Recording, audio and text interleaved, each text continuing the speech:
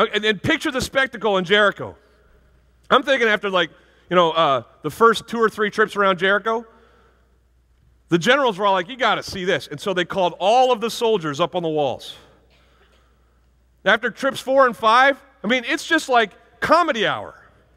They're just laughing at these idiot soldiers, of which are, outnumbered. The walls will never be penetrated by them. They're just mocking them. And then they all stop. Someone hits the key of C with the horns. Everybody pipes those up. They break the lanterns. These guys are falling out laughing at these idiot troops who are now tuckered out, too tired to fight, and their whole offensive weapon is noise. But what does God do? A miracle. Because he goes down to the foundation of what a foundation, and he starts wrecking those walls. And that's right, you heard it. And all these soldiers are up on these walls, and the walls come tumbling down, and they come down in such a way that they crush all the soldiers. There's nobody left to defend the city, which is now laid bare and open with no walls around it. And it says there in the scripture that the armies of Israel just walked in, and it was shooting fish in a barrel. And Jericho was finished. Now, Joshua as the leader, those soldiers, as the soldiers, could have said at any time, this is stupid. It's not going to work. This doesn't make sense. But almost on every page, God takes us outside of what makes sense so that we can see that he's really God.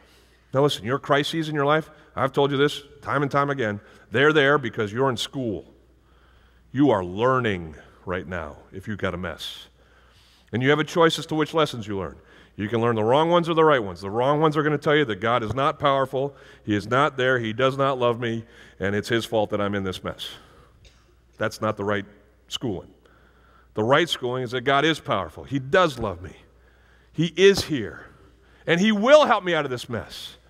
And I am willing, like Peter in a perfectly good boat in the middle of a storm, to take a step out and walk on the water with my God in a world that I do not understand, but trusting him to carry me through.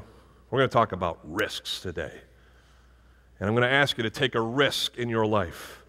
If you've made the risk of trusting Jesus Christ initially, I need you and God needs you to continue to take the risk to trust him no matter what life brings. Believe in him. Follow him. Wait for him. And see what he can do in the messes of your life. Let's look at Ruth today. Learn from her experiences. And be willing to take risks like she did. Can I pray? Here it comes. God, thanks for your word. Use me to teach it now. Open our ears and hearts to the truth that you have for us in it. And I pray this in your blessed name, Jesus. Amen. Where we last left Ruth, she had just gotten a good job. She was working in the fields of her benefactor, a guy by the name of Bo. And Bo is actually a distant relative of Ruth's mother-in-law, Naomi. And God, as we learned a couple weeks ago, is always at work behind the scenes. He's always doing things that we don't necessarily see to bring about the end that he wants. And he's been doing that with Ruth. And as Ruth has faithfully stepped out and followed every step of the way, the things that he has provided for her, he is moving her into his blessing for her life. And so we see her now. She's at the end of the harvest that she has been a part of in gleaning grain off of Boaz's field. And she is now at a point where that's all going to be done. Her job is going to end. She's probably gleaned, if she got as much as she did every day on the first day, she's gleaned enough barley and grains to provide for her and Naomi for the better part of a year to 3/4 of a year. She's done well. She hit that big deal. And it's provided for her and her family for quite a long time. But something that's missing is something that Naomi had originally prayed for in chapter 1. If you remember in chapter 1, Naomi was talking to Orpah and Ruth. Orpah was the other sister-in-law or daughter-in-law of Naomi. Both of their husbands had died. And she said, I pray that God will bless you with another husband. And so now we are seeing that Naomi and Ruth are here at the end of this harvest, and Ruth still doesn't have a man. She's no closer to having a husband than she was when she started. Now, if you were here a couple weeks ago, you saw where Ruth and Boaz had this nice little lunch date. Wasn't it sweet? Boaz says, hey, Ruth, come on over here, eat with us. And he gave her a seat of prominence. He fed her his own sandwich that he had made for himself. He let her eat off of his plate the grains that were there. I mean, this guy, he was suave. Debonair.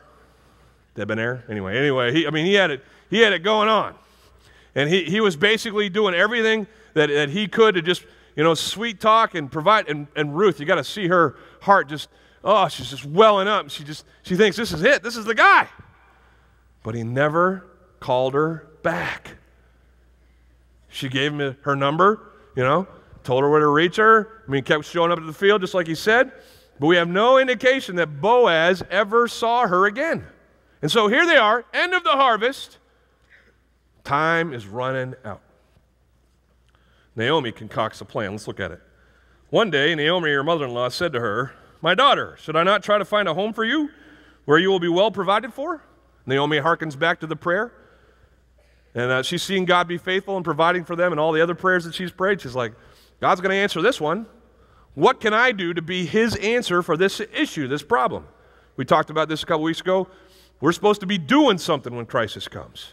And say Naomi is a person of action. Not just knowledge, she's out there applying what she knows, and she's doing something. She says, shouldn't we concoct an idea that will get you a husband? She says, is not Boaz, with whose servant girls you have been, a kinsman of ours? This goes back to the things that we learned earlier about the kinsman redeemer. Boaz, according to the Levitical law of the Old Testament, was someone who could, when a woman is widowed, namely Ruth in this situation, as a relative of this woman, come in and marry her, and in doing so, rescue her from poverty, indeed be able to take the title of the lands that her family had owned and keep them within the family, and then also provide her offspring so that the name of the one who had been deceased, the brother who had died, could live on. It was just the way God set it up so that clans could continue to carry their holdings in land and women could be taken care of. Well, because Ruth's husband and his brother had both died, it's kind of confusing. There is now this opening for the rest of the family, the clan, removed outside of the immediate family, to take this lady in, Ruth. And so Naomi reasons, hey, Boaz, the guy you've been working for, he's perfect.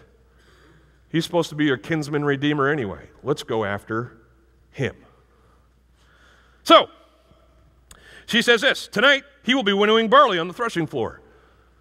This is indeed what happened at the end of harvest. Once you had gotten all of your grain collected, you would go to the place like a plant or a manufacturing site today where you would process your harvest. And this, if you're not from a farming region or don't understand farming and its paydays, you get paid when you bring the crop in. And everything that you get for the crop is going to provide for you until the next crop comes in.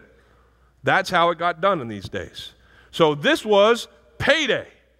And payday brought with it a huge party. You see, all these farmers would come to the central threshing area, and they would all thresh their grain. They would be paid for their crops, and then they would have this huge party. I mean, Kool and the Gang was playing. It was just celebration times. And they were just rocking it there. And she says, listen, that party is tonight. It's not unlike our tradition of Thanksgiving.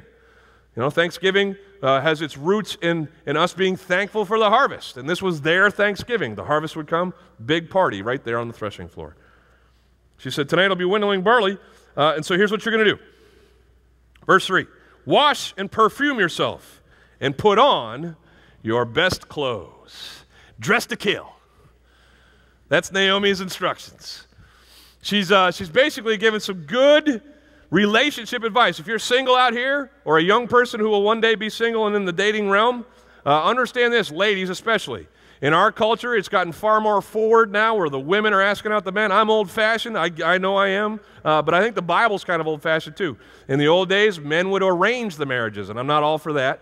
But there was this chivalry thing where the guy was the man and he would pursue the woman and all that stuff. Now, it seems like here in this 3,000-year-old text that Naomi's trying to subvert that and controvert that and do something different. She's telling Ruth to go out and be the aggressor. She's not really. She's just saying, hey, Ruth, I'm not necessarily saying that you need to go out and snare this guy, put him in a headlock and bring him home like a caveman or something like that. But I am saying go out there and get in his way a little bit.